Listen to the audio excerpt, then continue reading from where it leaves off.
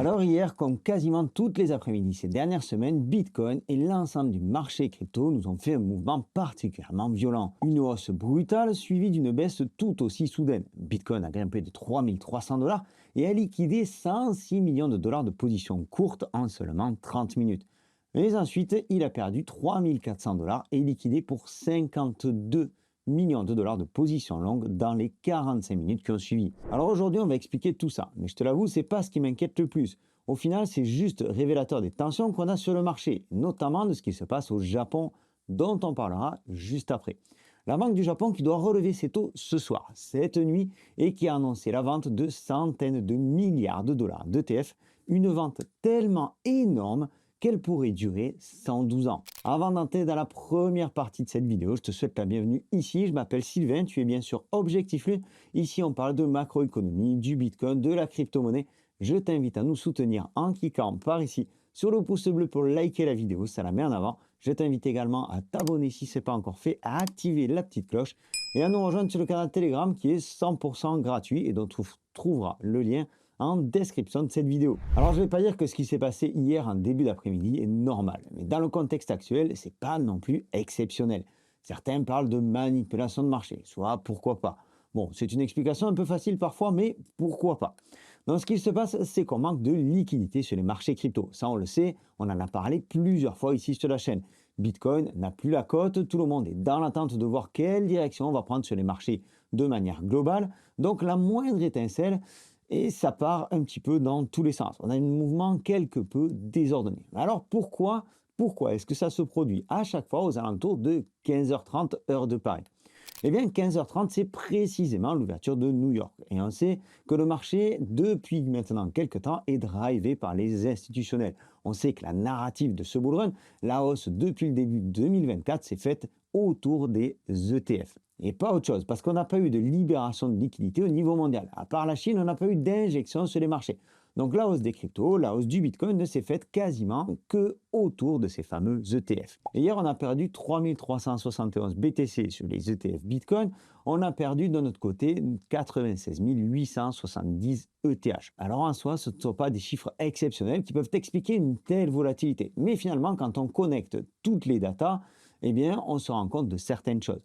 Pour chaque ETF vendu à ses clients, BlackRock, Grayscale et compagnie passent des opérations sur les marchés crypto, un pour un. En gros, un ETF Bitcoin acheté, la même quantité achetée sur les marchés crypto. Et donc, un ETF Bitcoin vendu, la même quantité vendue sur les marchés crypto. Alors en ce moment, tu le sais certainement, on est en fin d'année, ce qui implique un ajustement des portefeuilles, un ajustement fiscal de certaines positions. Bref, on a quantité d'ordres qui passent à l'ouverture des marchés américains. Des ordres qui sont préparés en amont et qui sont donc déclenchés à partir de 15h30. Certes, on n'a pas une quantité exceptionnelle, loin de là. Mais comme de l'autre côté, eh bien, on n'a personne sur le marché, eh bien, ça provoque de la volatilité. Et c'est comme ça qu'on se retrouve avec des pump and dump à quasiment chaque ouverture de New York. Et je ne te parle pas non plus à ajouter à ça des effets de levier qui viennent accentuer ce phénomène. Même si de ce côté-là, les datas nous disent que eh bien, ça se tasse un petit peu. On a moins de traders à effet de levier depuis les dernières liquidations. Donc voilà pour ces explications. Pour moi, il n'y a pas de liquidation de marché. En temps normal, on ne s'apercevrait même pas de toutes ces transactions-là. Sauf que comme je te le disais, comme il n'y a personne, eh bien forcément ça se voit, ça a un impact sur les marchés. Et d'ailleurs, ça n'arrange pas les choses, parce que c'est pas rassurant ce genre de mouvement pour la plupart des investisseurs. Et donc, ça nous plonge encore et encore dans l'incertitude et encore dans l'attente.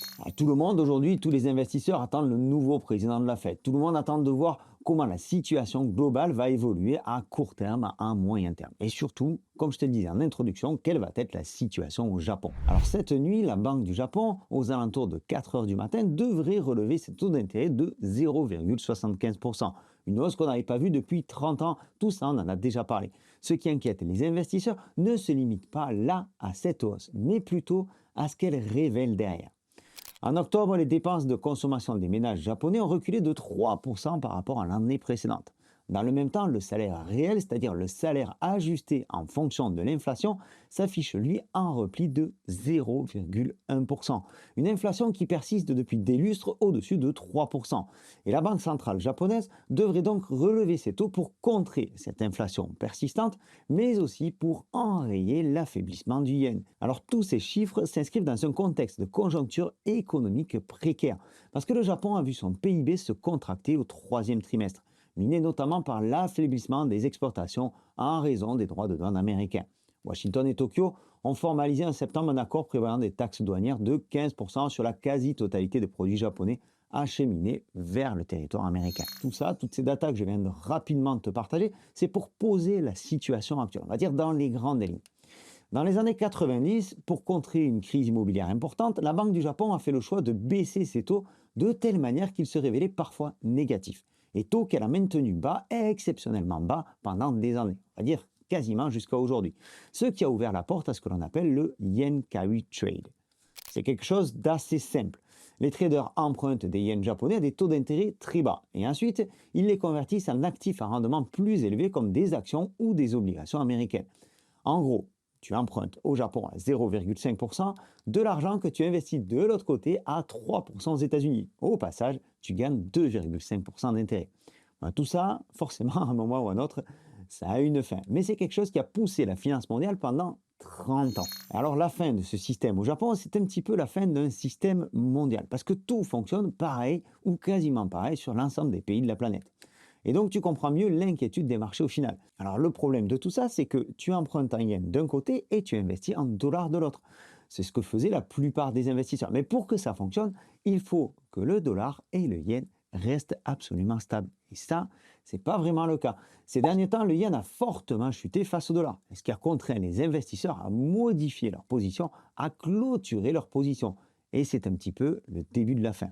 Alors en anticipation d'une augmentation des taux japonais, les rendements des obligations ont atteint début décembre un sommet historique. Les taux à 10 ans ont par exemple atteint un sommet jamais vu depuis 19 ans. Pourquoi? Eh bien parce que les investisseurs anticipent la décision de la Banque du Japon et cette future hausse des taux. Parce que pour eux, des paiements d'intérêts futurs plus élevés, ça va rendre les obligations actuelles à plus faible rendement beaucoup moins attractives. Et la Banque du Japon, en durcissant sa politique monétaire, réduit donc ses propres rachats de dettes, ce qui amenuise encore la demande de titres. Conséquence de tout ça, le prix des obligations japonaises chute et le rendement qui évolue en sens inverse, de son côté, lui, s'envole. Bon, c'est peut-être un petit peu technique, mais ce qu'il faut retenir, c'est que la Banque du Japon fait face à une sorte d'impasse. Un problème global qui impose un choix cornélien, un peu à l'image de la situation aux États-Unis, où il faut composer avec une dette qui explose, un chômage qui augmente et une inflation galopante. Le système semble maintenant avoir trouvé un point de non-retour, et le Japon pourrait bien être la première pierre à s'effriter sur le marché de l'économie mondiale. Alors face à tout ça, la première ministre, Sanae Takeishi, a annoncé en novembre un plan de relance massif de 117 milliards. Tout ça financé par un budget supplémentaire venant encore alourdir la dette nippone. Dette qui, selon le FMI, devrait dépasser déjà 232% du PIB en 2025. Alors si le gouvernement japonais continue sur cette ligne en 2026, les inquiétudes sur la dégradation des finances publiques pourraient dégénérer en crise majeure. Une chute des actions nippones, du yen et des obligations. Et puis d'un autre côté, relever les taux pour contrer la faiblesse du yen, cela freine aussi les dépenses des entreprises et des ménages. Bref, tu le comprends, une situation délicate au Japon qui pourrait avoir un impact systémique à l'échelle mondiale. Et c'est bien ce que redoutent aujourd'hui les investisseurs. Alors de notre côté, pour trouver de l'argent et relancer son économie, le Japon a donc décidé de vendre des ETF. À partir du 1er janvier 2026, ils vont commencer la vente de 500 milliards de dollars d'ETF. Une vente tellement colossale qu'elle pourrait durer pendant 112 ans, afin d'éviter que les marchés mondiaux ne s'effondrent comme lors des précédents changements de politique japonaise. Le Japon qui a donc entériné ce plan lors de la réunion du conseil d'administration de septembre et qui a accepté de vendre 330 milliards de yens par an, un rythme tellement lent qu'il faudrait environ 112 ans pour y parvenir si rien ne change. De leur côté, c'est louable. Ils ne veulent pas trop impacter, pas trop déstabiliser l'équilibre économique mondial. À vrai dire, personne n'a d'intérêt à déstabiliser un équilibre qui semble déjà relativement fragile. Un autre point important, la première ministre Takeishi a ravivé des tensions avec la Chine à propos de Taïwan. Certaines déclarations ont été particulièrement perçues par Xi Jinping et les intimidations militaires ont repris de plus belle ces derniers temps. Autre problème au Japon, la natalité qui est au plus bas depuis des années. Aujourd'hui, 30% de la population a plus de 65 ans et c'est pas vraiment prêt de s'arranger. Un tel vieillissement pose problème pour l'économie, et notamment le paiement des retraites. Il est courant aujourd'hui de voir des Japonais travailler au-delà de 70 voire 80 ans pour survenir à leurs besoins. En gros, eh bien, il n'y a personne pour payer les retraites, aucun enfant pour prendre le relais, aucune nouvelle génération active pour maintenir le pays dans un développement économique suffisant. Alors je te dresse ici dans cette vidéo un tableau du Japon qui est peut-être un petit peu noir. Mais cette situation inquiète vraiment les marchés. Et c'est aussi pour ces raisons-là qu'on n'a aucune direction claire. C'est aussi pour ces raisons-là que tout le monde est dans l'attente. Ce qui se passe au Japon est peut-être le premier grain de sable dans la machine. Parce que tous les pays, toutes les puissances économiques fonctionnent finalement sur le même modèle. En levant de la dette pour faire tourner leur business, pour faire tourner leur économie, mais dès lors que d'autres problèmes viennent se mettre au milieu, ou dès lors qu'on dépasse une certaine limite, il devient difficile de rembourser la dette, maîtriser le chômage ou l'inflation. Et bien que la situation finisse souvent par trouver une issue favorable, il faut parfois plusieurs mois, plusieurs années pour trouver une réelle solution. Alors au-delà de la hausse des taux annoncée cette nuit, la nuit prochaine par le président de la Banque du Japon, c'est bel et bien l'évolution de la situation au Japon, le discours de ce même président et l'orientation monétaire du Japon qu'il faudra suivre. Donc tout ceci explique l'ambiance générale sur les marchés, la volatilité, les tensions, le manque de direction, etc., etc. Voilà, on arrive à la fin de cette vidéo. J'espère qu'elle t'a rapporté de la valeur. J'espère que tu comprends mieux ce qu'il se passe. J'espère que j'ai été assez clair.